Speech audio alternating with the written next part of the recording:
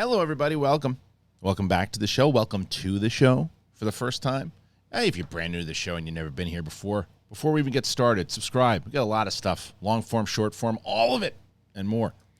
I hope you guys had a great Turkey Day, great Thanksgiving. I hope you got the time to relax, spend some time with the family. If you don't celebrate it, I hope you just had a good day. I hope that's something that happened. So I thought Winston and Coy, they're off this week, obviously spending time with their family and doing some stuff. So I was like, okay, what are we going to do? I just finished the Guardians holiday special. I was like, well, that's everything. That's everything in MCU Phase 4. And I've been planning on doing it. I was going to do it earlier, but I hadn't seen that yet. So here we go. I got it. So I got everything that I'd seen so far in Phase 4. I put it all together in a big list. And I said, all right, let's do that. That'll be today's episode of Capes and Cowls and Big Thing. And yes, we'll be doing the Boom comics as well. That'll be towards the end of the show. But I figured that'll be the show today. And you guys can yell and scream and tell me how much my list sucks. But we'll get to that in a second.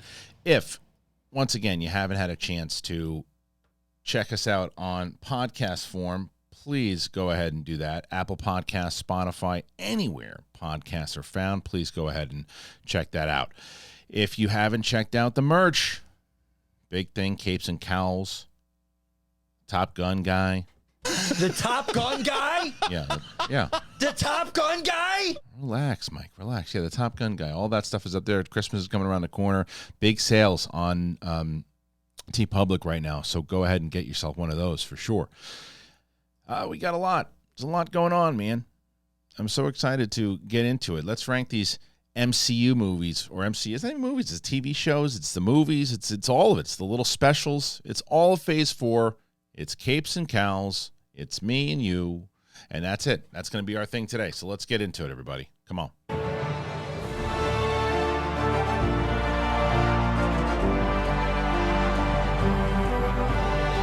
Welcome back, everybody. It's going to be a good old conversation with me and you. And I want these comments section, I want it lit up. And I'm okay, by the way, if you guys are going to be disagreeing with the list. I don't necessarily think you can say something is wrong, because it's my opinion, not yours. But you can say you don't agree when I say a certain thing is not good, or if I say a certain thing is great. And if I like something, you can say, I didn't like it as much as you did, but I loved this movie, and I think you're crazy that it's not ranked higher, but this is where I would put it. Love that. I think that's a great conversation. When you start, yelling and screaming, and this is, I'm just letting you know, if you found this video and you're looking to just kind of throw like hate comments and stuff too, you're barking up the wrong tree, because you just wind up getting banned from the channel, and it's not. What's the point? What's the point? I don't care. You disagree all day long. Say everything sucks inside of the. You hate everything about all of these shows, and you thought it was all crap, and here's the reason why, and you map it out. Fair game. Have a blast. I'm all for it. But it's the holidays. It's Christmas, Theo. Not yet, but almost. So this is my list. It is going to be, I think there's like 16, I believe, total. There's like 16 inside of it. These are the Marvel Phase 4. All of them ranked. They're going to be all ranked. Okay. Phase 4. So these were all the things that popped into Phase 4, man. You had all of the TV shows and movies and all of it. So what were the best? What were the worst? What were the ones that I liked? Again, there are certain things that I just really enjoyed that I think, I remember even talking to people saying there's a certain movie that I liked way more than other people liked. There's a certain television show that I liked way more. And the best I can do is let you know exactly what resonated for me. And then I look forward to hearing the conversation of whether you agree, disagree, and why you agree or disagree. So let's get into it. Out of all the Phase 4 stuff, coming in dead last at 18, I should say, not 16, 18, Thor Love and Thunder is number 18 for me, and it was back and forth. This was almost 17. There was 17 and 18 fought for the stink hole. They both fought for the stink hole, but But Thor: Love and Thunder for me was the worst. I don't really want to go back and watch it. There's not much about it that I really enjoy.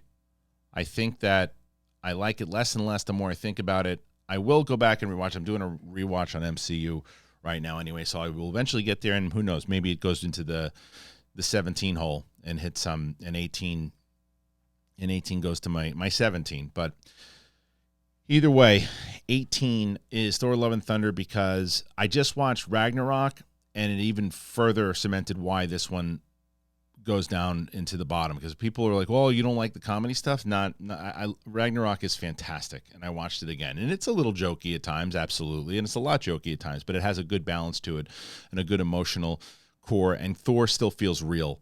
Thor feels like an absolute buffoon in this movie. He's like a Saturday Night Live character. There's too much. By the time you hit the emotional stuff with Jane and the cancer stuff at the end, it's like it's a little too late.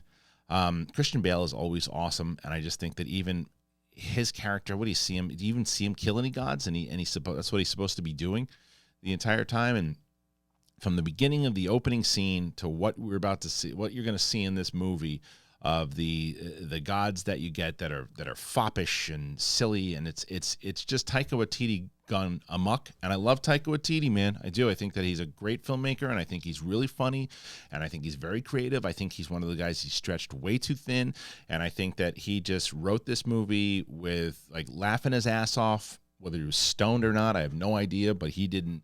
This was a completely different movie. When you watch Ragnarok, very different. Ragnarok has a lot of strong I just watched it last night.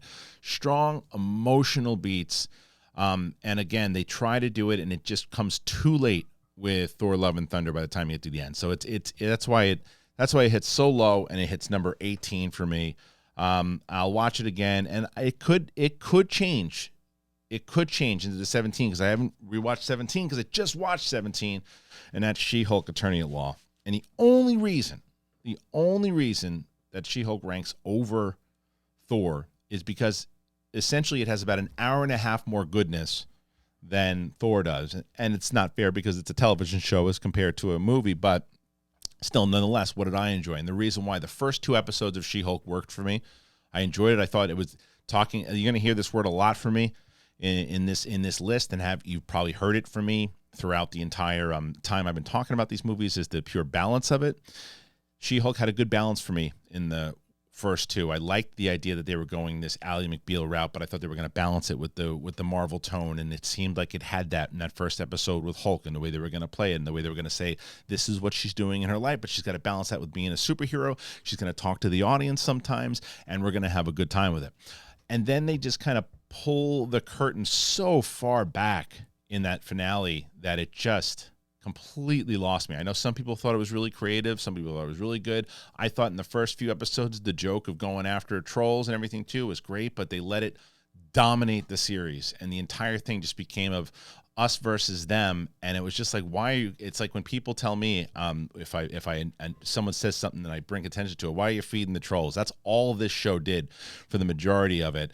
And it was, the joke was funny. Okay, we get it. And it's just beating you over the head with it. And it lost the balance of, well, what's the MCU story? And there was none. The stuff that worked, though, was those first 2 episodes and then the Daredevil episode when they brought him in. I thought that was when it actually felt, okay, this is the show I thought this was going to be. There's some funny humor in it. I thought the stuff with him walking away and the walk of shame stuff, I thought it was funny. I thought it worked. But there was just so much that it was so lost on me, and I thought that they just were, it felt like the writers patting themselves on the back for much of the show.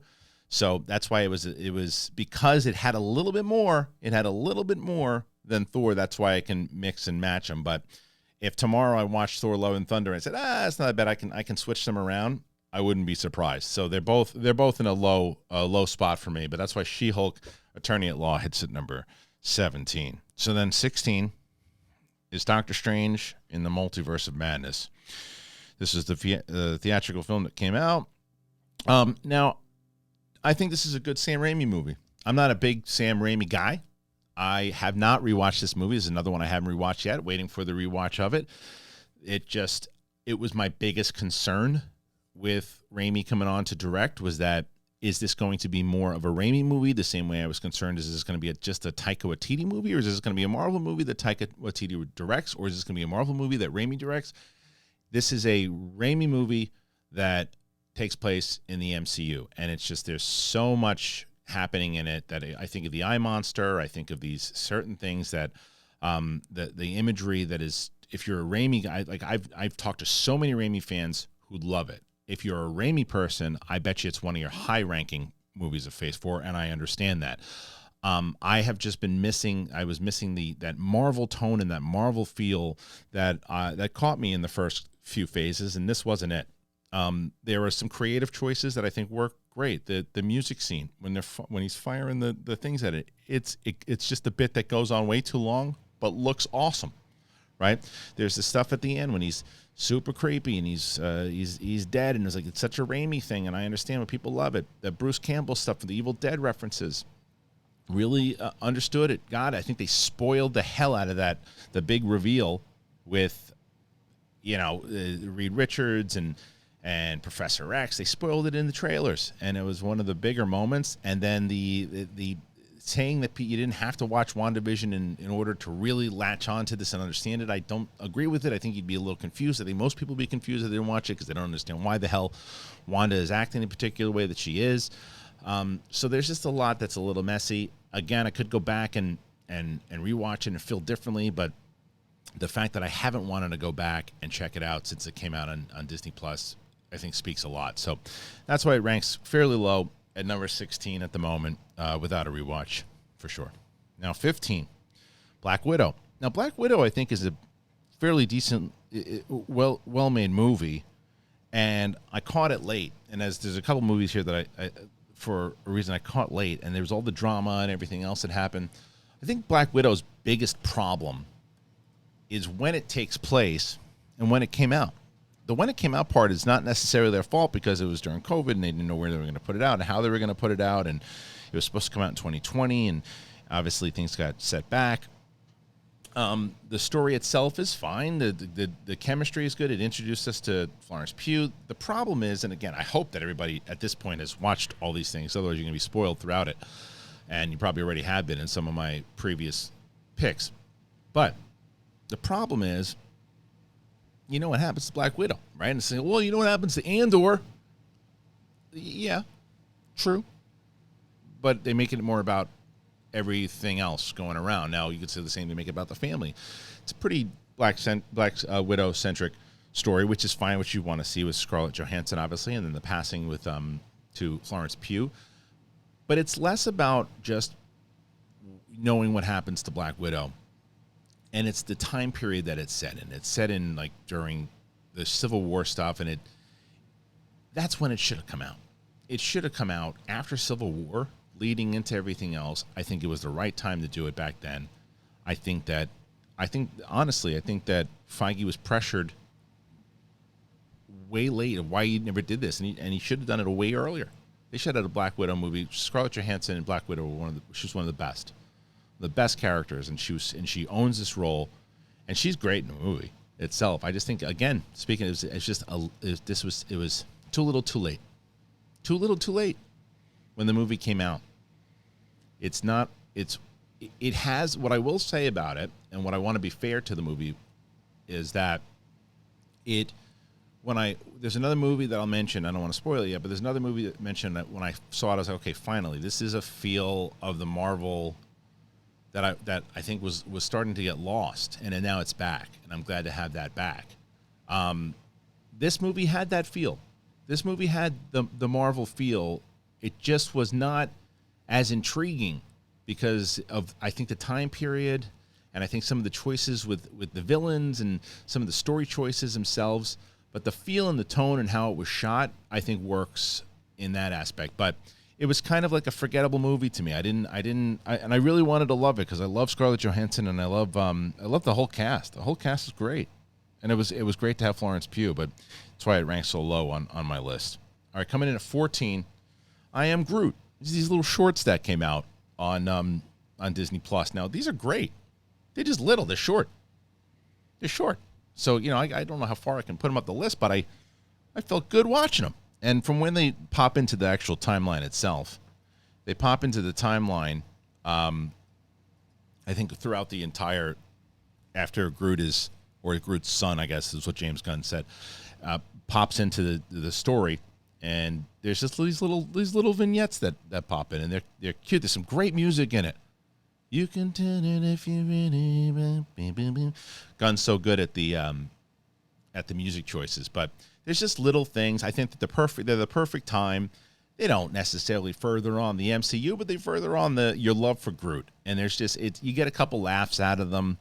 It's not something that everyone's talking about because it enriches it. There's one time that Rocket shows up that I thought worked really well, but I think it just enhances your appreciation for Groot and what and why he's such an important character in Guardians. But it ranks low because it doesn't have a lot of significance and they're shorter. But I enjoyed watching all of them.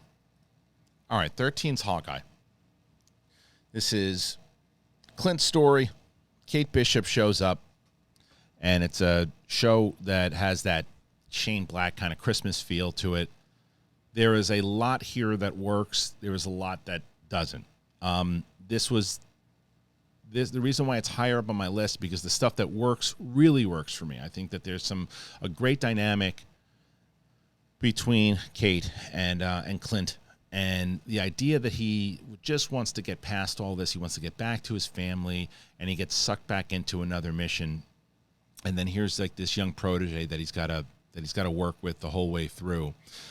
And obviously with Vera Farmiga in there as the mom, and the performances, and this, again, the Marvel stuff that they play off of works. What Marvel stuff does not work, and that I got excited for, was when Kingpin was announced. Oh, they're bringing Kingpin, or not, when he shows up, I was like, oh, they're bringing D'Onofrio back. It's confirmed. He's back. This is amazing.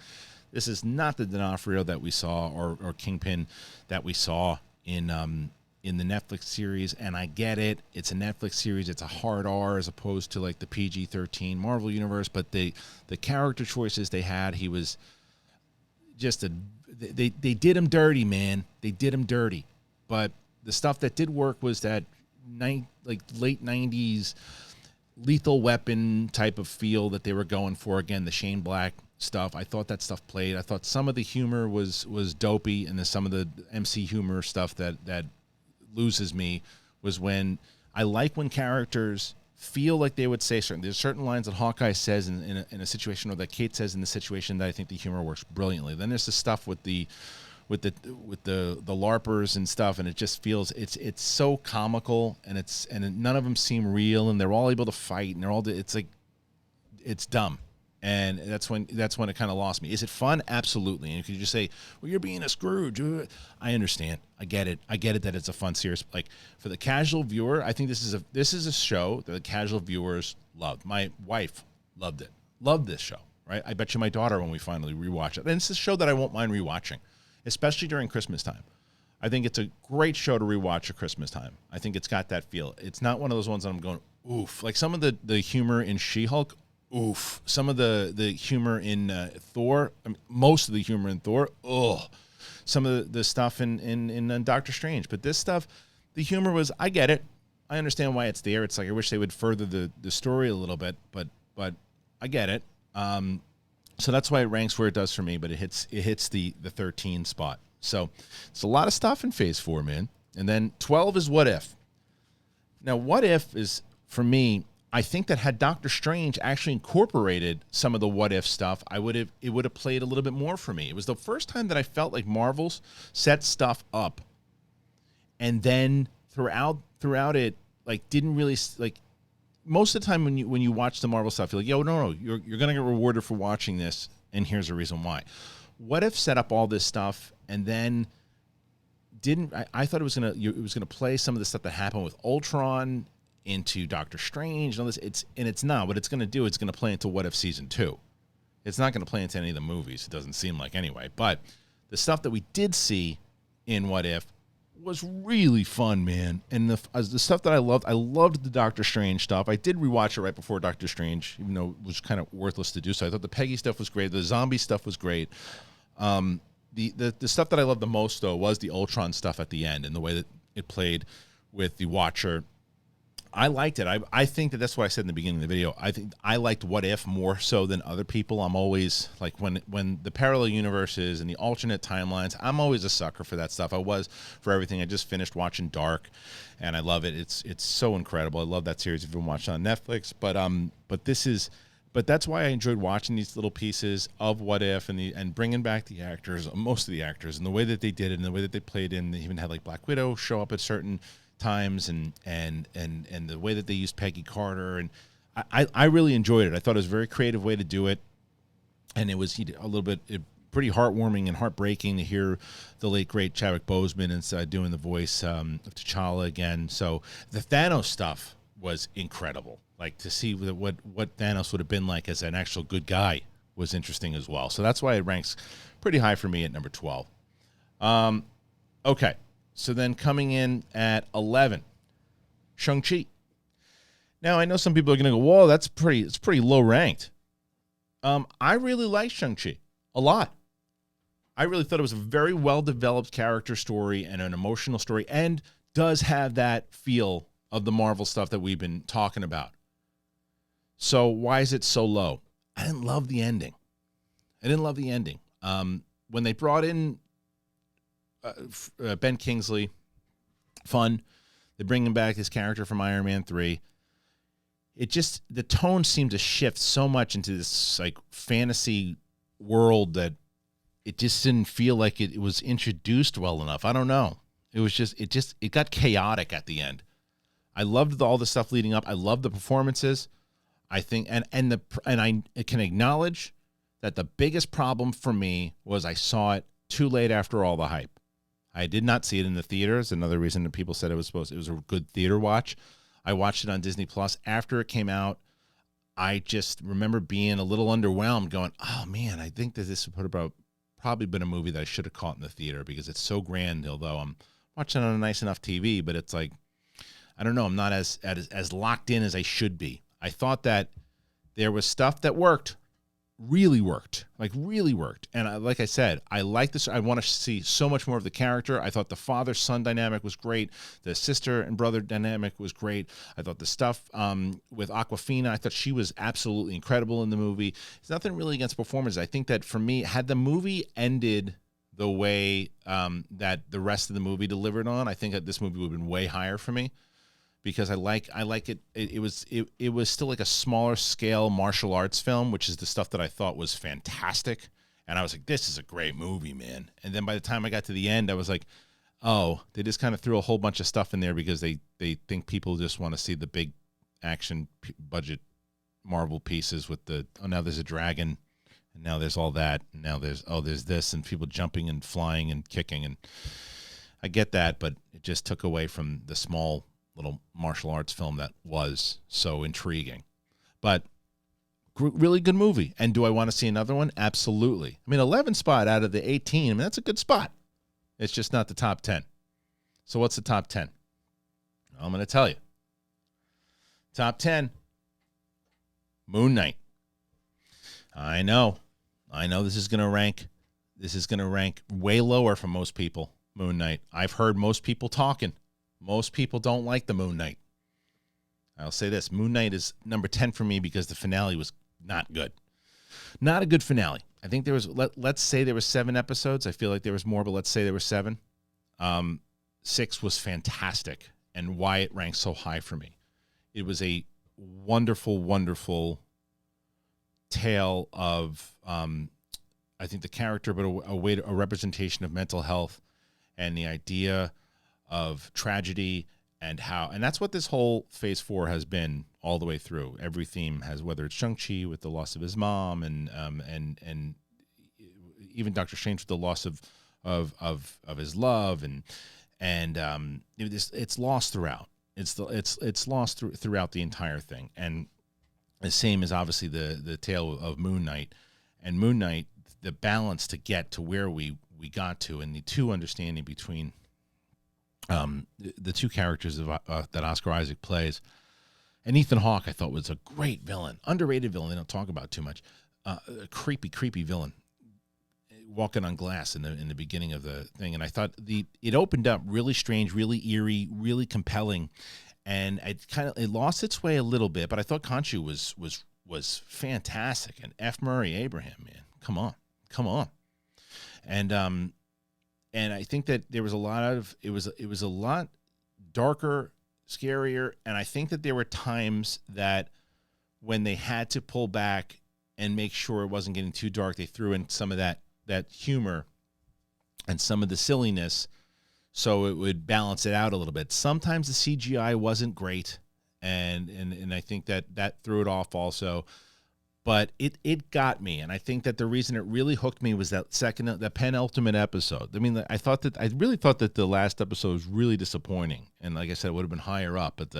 But that last episode, I was so locked in on when he was discovering who he was, going into his mind, the stuff where I thought that the hippo stuff was going to be absolutely ridiculous. It turned out to be incredible. It turned out to make a lot of sense. It looked good.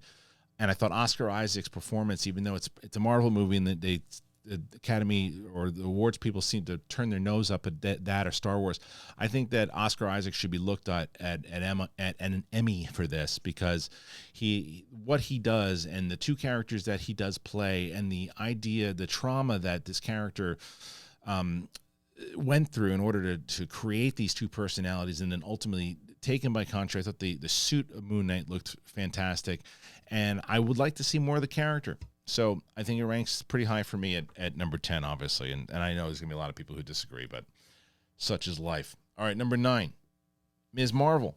It's another show.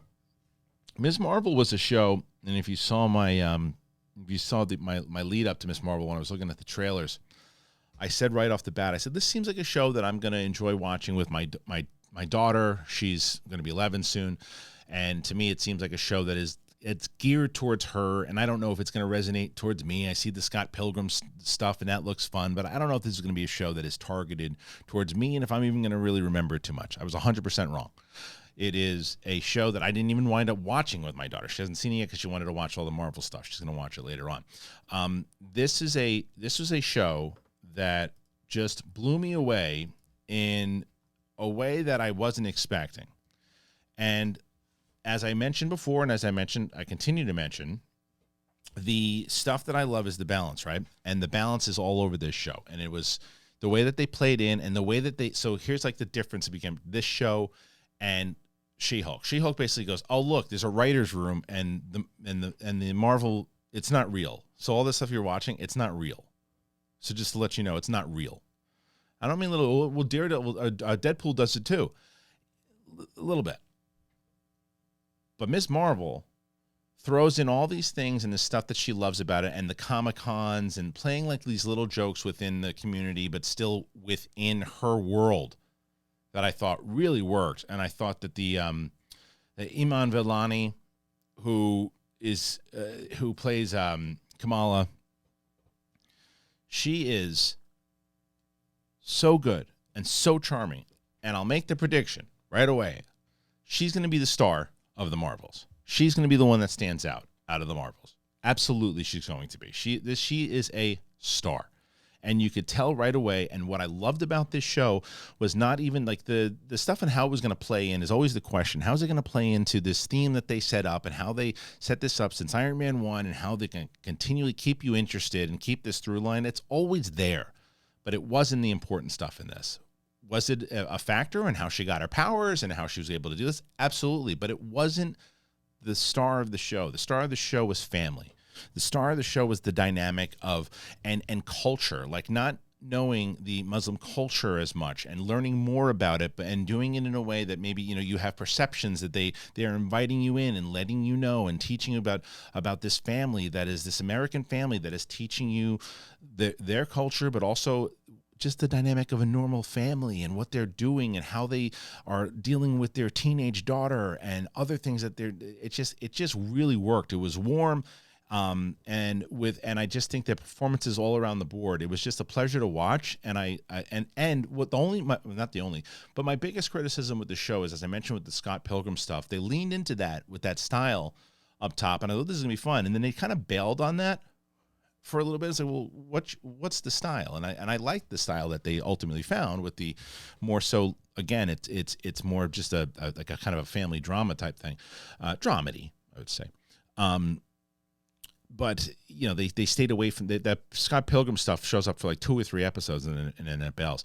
But I liked what they did. I liked how they explained her powers. I liked that they basically teased that she was a mutant inside of it, the little X-Men nod. So I really found myself enjoying Miss Marvel very much so, and that's why it's so high at number 9. All right, then we hit number 8, and that's the Eternals, man. I know. This is low. This is low for a lot of you. I know it is. But there is something about me. I really like Chloe Zhao a lot. I like what she did with just directing in general. But this was one of those things, and it's a bit hypocritical. I understand. I thought that Taika Waititi had his own style. They made it a Taika movie. I thought that Raimi made it a Raimi movie. Chloe Zhao obviously made it her movie. But I don't even know if I would say that. People keep saying that to me, and I think that I'm starting to regurgitate that. And that's I don't think I feel that way. I think that I feel like her style is definitely here, but it still felt like a different type of Marvel movie. It was definitely more serious. I understand that the ending was a bit sloppy, and I think that's fair. And it's long. It is, but there's so much to me that works, and I'm really looking forward to rewatching this one. I'm really looking forward to rewatching it. And I think that there were so many great performances in it, but the one that stood out the most for me that I thought I was going to be the most critical of was Angelina Jolie. Because Angelina Jolie is like a massive movie star. She's just a massive star in general. It's hard to look at her and think of anything else. She blends into the background. She doesn't have to take over in this movie. And I loved her story overall, and I loved the twist of it, and I loved how they had to play it, and you had to see what was going to happen, how it was going to work, how they worked with Kit Harington, how they made him kind of play into it. He wasn't supposed to be a big part of it. He shows up at the beginning, in the middle, the end. But the way that they make it all work, and it's gorgeous to look at. That was one I did see in the theater, and it's a really beautiful, beautiful film. But I want to see more of the lore. And Barry Keoghan, I always say it wrong. Kagan, people tell me all the time, you're going to tell me in the comment section how I pronounce this wrong. I'll listen to it. I'll say it out loud, and then I'll forget it. So have a blast. But either way, I thought he was really good. One of the best parts in the movie. But I liked the Eternals, man. I really did. I think a lot of people have ranked this one low. It is one of the lowest Rotten Tomatoes score. Not for me. I thoroughly enjoyed it, and I thought that it played really well. So I don't know. I know this is going to be the one that everybody doesn't agree with me on for sure, but that's okay. This is my number 8 at Eternals. The Sprite was really good. Everybody, just that whole crew, it worked. All right, 7 is one of the more recent ones, and that's Wakanda Forever. Again, people are going to go. 7. There's 18 of them in a 7, so that's high. But people are going to say, why is it so low? I give you my criticisms if you watch my review. And the criticisms why it's lower. 7's pretty high, but lower. And the reason why is for the length of the film. The Ironheart stuff doesn't work for me. I thought that was forced in there. I thought the stuff with, what's-his-face was forced in too. Martin Freeman. I thought you could have used him in a different capacity. I thought M'Baku could have been used more. But the stuff that did work, it made me take a breath and go, okay, so this is the Marvel stuff. This feels like a Phase 3 movie. This feels like that emotion and that balance and that pure kind of. It felt like a really good story, a good way to introduce Namor, a great way to kind of pass the mantle. I thought that for what Shuri had done, I thought for what they were dealt with the loss of Chadwick Boseman, the emotional beats of this movie are just very powerful all the way through. The music is just, outstanding. And your move, Angela Bassett's performance, I think that she should be nominated. Again, because it's a Marvel movie, maybe not, but I think she should absolutely be considered. I thought that what people don't realize is that this movie was turned around so fast in where they were supposed to release it, and Chadwick passed away or started to work on it. Chadwick passed, they had to rewrite the whole thing, figure out how to make it work, get it into production. shoot it, get it out, and they did it, and they did, and for the amount of time that they had, I think that they really pulled it off. And Ryan Coogler is an absolute master filmmaker. He's awesome. He's really a great filmmaker, and I'm interested to see where they go with it. I think they set up a great post-credit scene. And again, if you're watching this enough, you've been spoiled. So, and the post-credit scene with T'Challa's son, and Okoye and the stuff that her dynamic with Shuri. I mentioned earlier the humor and the way humor plays out. That's the type of humor that works for me. And that's the kind of balance, like the characters that worked, where you have Okoye in these ridiculous outfits. She doesn't want to wear these suits. She doesn't want to do this stuff, and it's consistent all the way through. And I think that minus 15 minutes too long, and a lot of people don't feel that way, but minus 15 minutes is a really, really good movie. And I'm looking forward, and I say it, and I still say it. I'd like to see Ryan Coogler do something else, because I love Ryan Coogler. I just want to see his voice, but I want to see Black Panther go on. I want to see how they're going to continue this story. I want to see where Namor goes. I want to see if that gets connected to Doom at all, because of the comics, the connection between both Namor and Doom. But I thought it was a great setup, and I thought it was a great way to essentially end Phase 4, even though they said this is the last movie inside of Phase 4. It's not the last thing that came out in Phase 4, but it's the last thing inside of Phase 4. As far as a film goes, but I really enjoyed it. I liked it a lot, and I think that for what they did, they should be applauded for how they did it. The bonding together of both the cast celebrating the loss of their friend and colleague in Chadwick Boseman, and obviously in the characters celebrating the loss of and honoring the loss of their king in T'Challa. I thought it was a really, really well-made movie, and that's why it hits so high for me at number 7. So pushing into number 6, Werewolf by Night.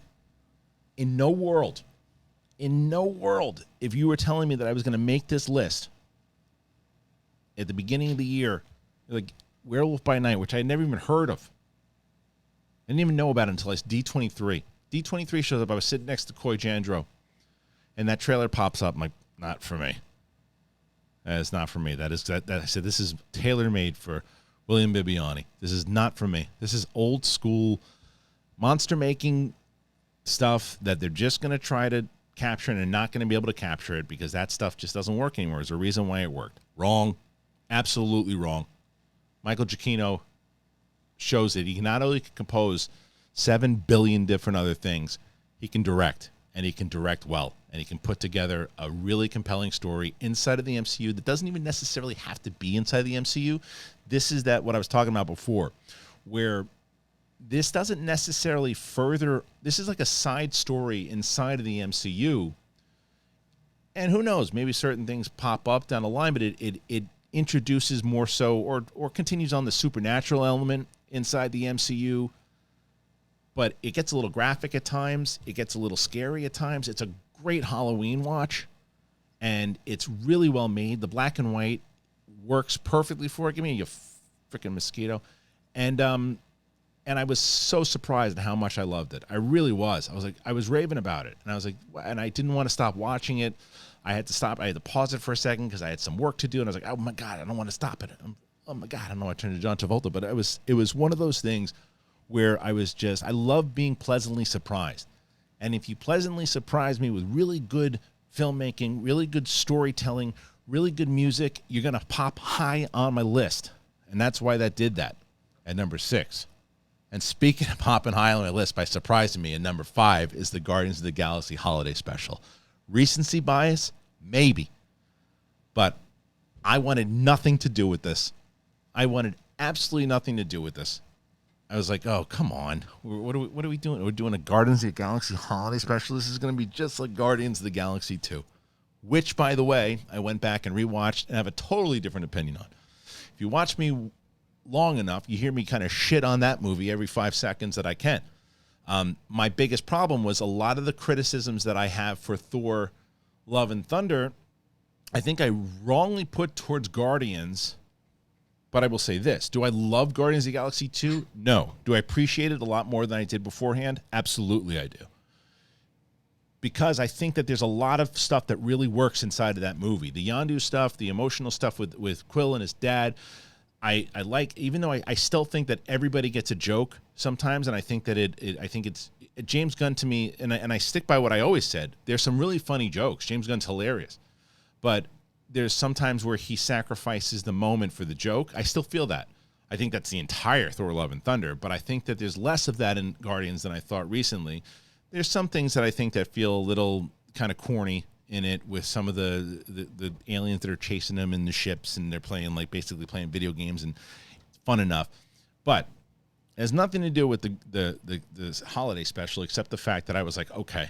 And I just watched Guardians 2 again, so I'm like, all right, I'm going to go into this differently. When I saw the trailer for this, now I had not rewatched Guardians 2, so I went into that going, all right, what are we going to do? Yeah, I love the Suicide Squad, I love Peacemaker, but why are they making this? And I thought it was animated. I thought it was an animated series. I didn't know anything about it. So I saw the trailer, and when I initially saw the trailer, remember, I was doing Campy's show, and I saw the trailer, and I was like, okay, so this is a goofy thing. And inside of my head, I said, shut up. Shut up. This is not supposed to. This is not the same thing like Thor, where it's uber connected. It's supposed to be a fun Christmas special. Watch the trailer like that. So I went back and I watched the trailer again. I said, okay, I get what they're going for inside of this trailer. I wonder how the special is going to be. And then I watched this special.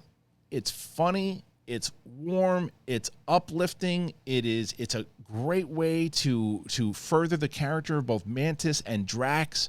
It basically, Quill has had and they do blend animation, and it's a great kind of old school animation that they start with. It reminded me of being a kid, of the kind of animation I saw as a kid. Starts off with why Quill had this bad Christmas with Yondu, and then it shoots into basically Mantis, and this is all in the trailer. Mantis and Drax saying, okay, let's go kidnap Kevin Bacon. The way that they incorporate Kevin Bacon, the way that they play it inside the MCU, the stuff, there's some really funny stuff. There's a line that, and I mentioned this in my review, that Nebula says at the end of this thing, and I laughed so hard at it, and it was because I was also connected. It wasn't one of these things where I'm like, okay, just a joke. Okay, that was funny. I was like watching, I felt like a little kid watching it. I had so much fun watching it. I was locked into the adventure that they were telling. I was locked into the story. I believed the story. I believed the characters. It was like 45 minutes. It's got that great camaraderie between the Guardians, the way that they play stuff. They show Groot now that he's a little bit more grown. And it's sweet. It's a sweet little story for a 45-minute story. And I couldn't believe it. Absolutely. And it's got the benefit of being 45 minutes, so it's got a leg up on a lot of these other things. Where it's like, okay, it's 45 minutes and it delivered, so it's strong. So that's why it ranks so high, and that's why, again, for me, at number 5, the Guardians of the Galaxy Holiday Special. I, again, would have never in a million years have told you that those two things were going to be in there. Yeah. So I really love this, and I hope you guys got a chance to see it. Number 4 is Falcon and Winter Soldier. Now, this is about as Marvel to me as it gets, and I know that I was shocked when I did see a bunch of criticisms for it throughout the run, and then even after when people were ranking it, they don't have it that high. I've always liked the camaraderie and the chemistry between Falcon and Bucky. I think that the fact of the relationship, the way that it's built, the way that they've gotten stronger as friends, the way that the idea that Sam wants to earn and become Captain America as opposed to just Steve handing it to him. I think that the way and he does throughout this entire show, the mission that they have to do, the brutality of that idea of going back into, even going on a rewatch, when you look at what the scientist says to Steve Richards, and it's like, not every soldier can, or whatever the words are, it's like you gotta be pure at heart to be able to do this. Also, it just doesn't matter if you're a good fighter, a good soldier, because obviously John Walker doesn't, or is that his name? I think that's his name. That doesn't play. Doesn't play. And that formation of the introduction of Julia Louis-Dreyfus and how she's going to play into this whole thing, and more of the enhanced. That was the biggest criticism of it, is like, okay, more enhanced people. How many times are we going to do the enhanced thing? But the way that they played it, and the exhausting thing I keep bringing up of the balance of it, I think really worked. It fit, and it felt like it fit inside of Marvel, and it continued the story of these guys that I both have been following since both Winter Soldier. When they both were introduced inside that second Cap movie, and the way that they play, and the way that they play into all of it, and the idea of the really the first super soldier, when who was a black man who was basically tossed to the side by the government because of the color of his skin, and the idea, this conversation that Anthony Mackie has with them. It's a very powerful scene, and it's a very relevant scene, and I thought it worked really, really well. And I was really surprised that the show itself didn't play more, that didn't get more word of mouth or more time. I know it did well, but I think for a lot of people, when you hear about all the shows that have come out, people aren't talking about that one as much, but I loved it, and it really makes me look forward to Anthony Mackie's version of Captain America, and I thought they played, and the way that they kind of handed him at the end, and what Bucky's going through, all the stuff that he's done in his past, that he can finally start to kind of move on. So that's why it ranks high for me. I thought it had a lot of good emotional moments. All right, so here's the top three, man. Top three coming in at number 3. Loki. Loki hits number 3. Now, Loki was my number 1 show for a while, and it was high up there for me on the Phase 4, and it still is. And I'll probably, once I do a rewatch, it'll probably be even higher. And it's the introduction, really the first time we ever see Kang, and I think it's gonna be so relevant down the line with Jonathan Majors. And I've gone back and rewatched that scene a few different times. But as I mentioned earlier, time travel, the changing time, alternate universes, like, you're always gonna get me with that. Introduce and bring back Tom Hiddleston in a way that it's not like just like a cheap, like, oh man, they brought back Loki again. How? He's already been back so many different times. It's not the Loki. That Loki's dead. He died. This Loki, they got him at a different time period, and now he's got to figure this out. I thought the buddy cop stuff that they did in this rivaled what they did with Hawkeye. I thought both Owen Wilson and Tom Hiddleston work really well together. I thought that female Loki, male Loki having their thing, and I thought that could have gotten a little hokey with all of the different Lokis at one point. It didn't. It played really well. It could get confusing to the casual viewer. I'm not sure. I wound up really locking into it. I look forward to seeing it again so I can really pay attention to it. So especially right before Loki season 2. It's a great way to utilize Loki, but I also thought it was directed really well. I thought that it didn't look like a TV show. I thought at times it looked like a movie, and I think that it just it was charming, and it was clever, and it was very sci-fi oriented, and that's why it's right up my alley, and that's why it ranks so high for me at number 3. Number 2, talk about things that I just didn't see coming, and that's WandaVision. Like, that's why I always hope. I hope that if you know me well enough, and you've been with me well enough, that I can admit when I watch something, if I see a trailer, I'm not stubborn. I'm like, if I think a lot of people do that sometimes, and I always told myself I would not do that. If I see something, I see a trailer, and I think this is gonna stink, and I scream to the heavens. I can't scream from the heavens just yet, but I scream to the heavens saying how much this looks like it stinks. I can't. I don't want to do any. I don't have anything to do with this thing. And then I just cross my arms and I go, I'm gonna hate it, even if I like it. Well, I can't say that about this show because I loved this show. And I was like, I remember talking to Winston A. Marshall going, I don't want to watch this show. This show looks terrible. It looks like so gimmicky, looks so cheesy. This whole thing's going to be like Lucy for the whole season. It wasn't. By the end of that, it's funny because I didn't like the first episode. I love the first episode now, but I didn't love the first episode when I was watching it. And I'm like, this is what I was worried about. It's just hokey crap. They just want to go so different now, and they want to just change the game so much that it is going to do. Now it's going to be a sitcom thing. But it was relevant. It was relevant to what was going on, and it had this like kind of lost feel to it at the end, and it was eerie, and it showed, as I mentioned with MoonKnight,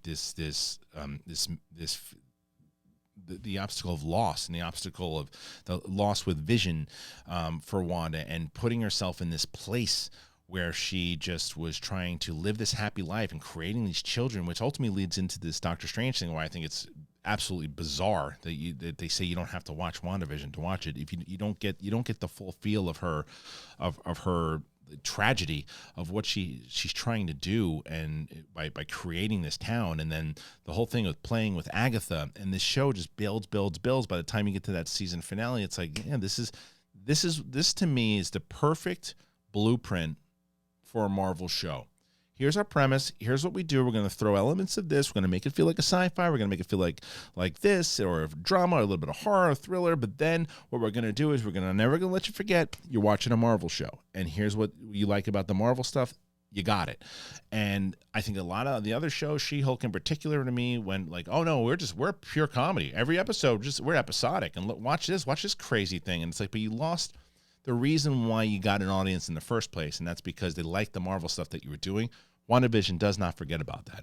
WandaVision plays into that the entire time, and it introduces so much, and it's the first kind of recognition of Phase 5. Excuse me, not Phase 5, of the snap. Phase 5. The first recognition of the snap, where Rambo's daughter comes in. She has the entire this entire moment where she's in the hospital, and you're like, it picks up. There's just so many great moments throughout it. This is one I cannot wait to rewatch, because right now my daughter and I just finished, by the time I'm recording this, we just finished Ragnarok. We just started Black Panther, so she's about to get her butt kicked with Infinity War and Endgame pretty soon. But then we start into Phase 4 really soon, right? And that is what I'm interested in a rewatch. I've rewatched the other phases before, and I know what I've liked before, the stuff that I haven't, the stuff we're talking about right now. I'm curious on how it plays on a rewatch. But that's why, to me, WandaVision and the stuff Paul Bettany does inside of it, and the heartbreaking finale, this is a really great show. It really is a fantastic show. It was a great telling and a great performance by Olsen. I thought she was so good in this, and I loved it. But I think, to no one's surprise, you're going to be able to guess what number one is, and that would be Spider-Man No Way Home, coming in at the number 1 spot. Now, this one I think was one of the ones that I was hyped about, thought could be great, could, if it was good enough, could be the number 1 spot, one of my favorite Marvel movies, and it was.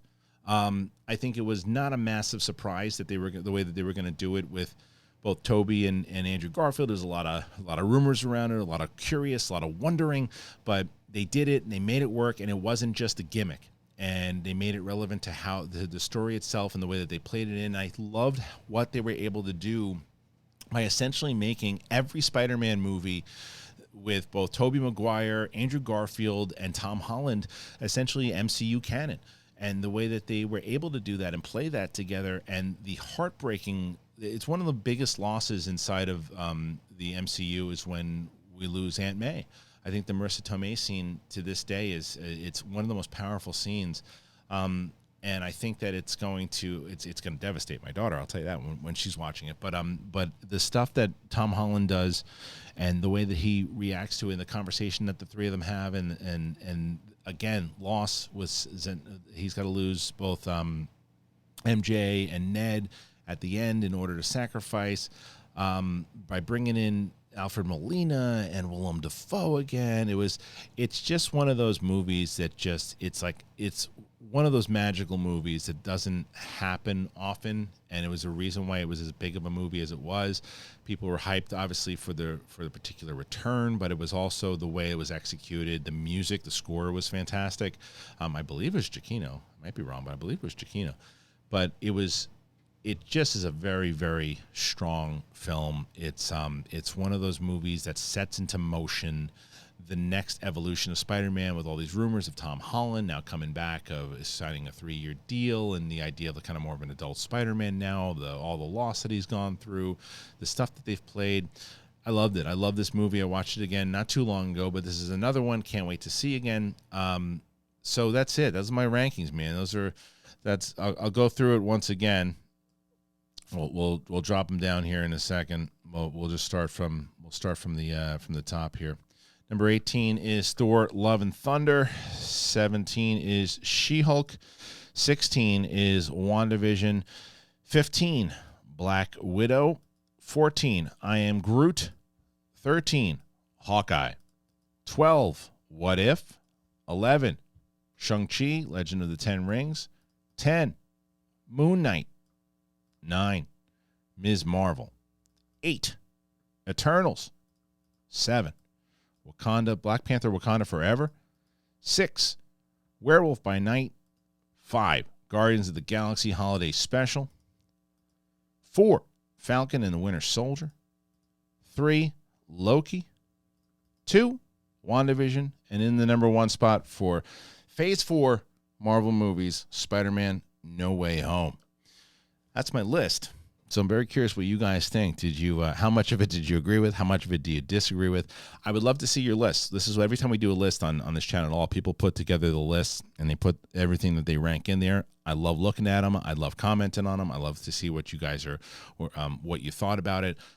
Please, and I want to reiterate this, as I said in the beginning of my video, please, please, please, if you disagree with anything that I have in there, I want to hear why. I want to hear why in a respectful way, in a conversation. The same way that if you and I were sitting together, having a beer, having a cup of coffee, having some grub, having a slice of pizza, any of that, I would love to hear your thoughts on it. Speaking of that, by the way, I'm going to play something for you guys. And this is for Big Thing listeners. So you guys have known, I've talked about my buddy Richard before on the show. And I do, hey, listen, I got to be honest with you. Mrs. Garrett was running around the chat not too long ago. So my buddy sent me video of Richard. I'm not going to play the video because I don't want to, I don't want to expose who he really is and everything too. He's a family man. I don't necessarily know that he wants to be out there, but what I do want to know is you're going to hear his voice. And I want you to let me know if you think that, I'm a little, if it's at least in the same range. Here it is. You'll hear it. Hold on a second. I knew I shouldn't have brought you, Murph. I knew it. How's everyone feeling? That's me. Listen. Now, this is me talking to him. Yeah? What are you throwing? Come here, Rachel. Take your hand off. He's going to talk about going to a bar in the Hamptons. Listen to this. Here we go. Hostetler. Oh, my God. Here we go. Right here. Come on, let's go to a bar in the Hamptons. Down for it, Christian? Not enough money, I would. I got money for you. I got lots of money. I'm sure I got to pay it back, too.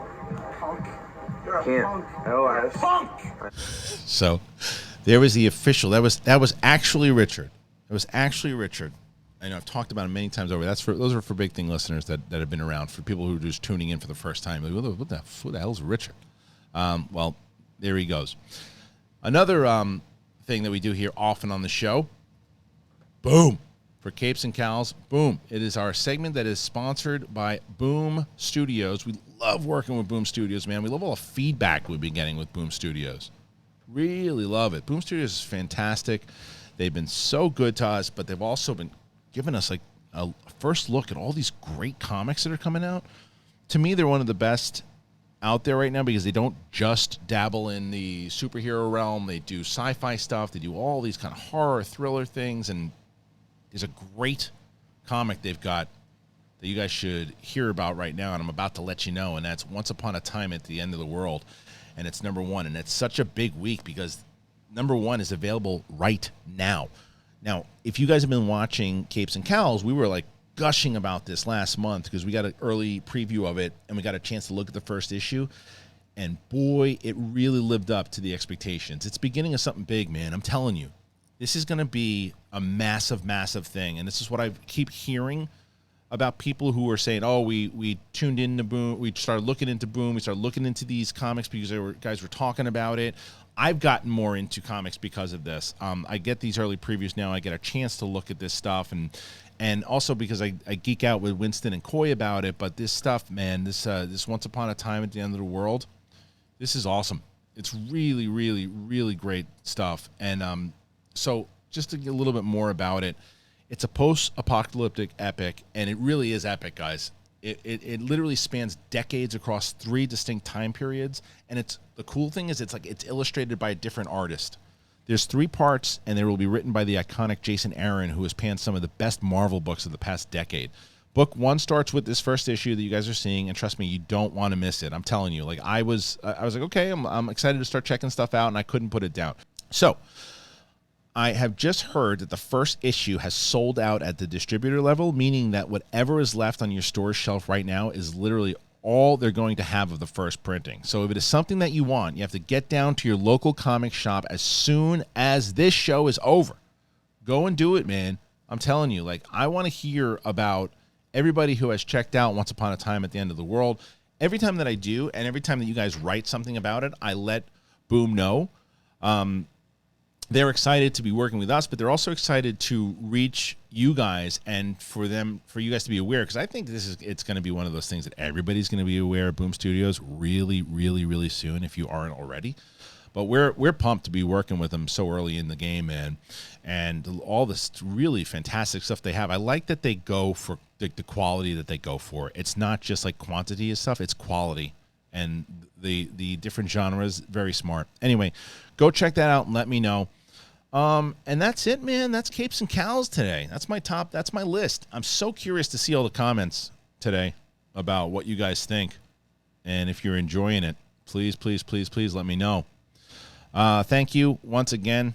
And I will see you guys soon. I hope you had a great holiday. I really do. I hope you had a wonderful holiday. And let's get into it, man. Let's get back into the week. Next week, Brett's back. Roxy's back. Coy, Winston, everybody's back. So let's have a good week next week.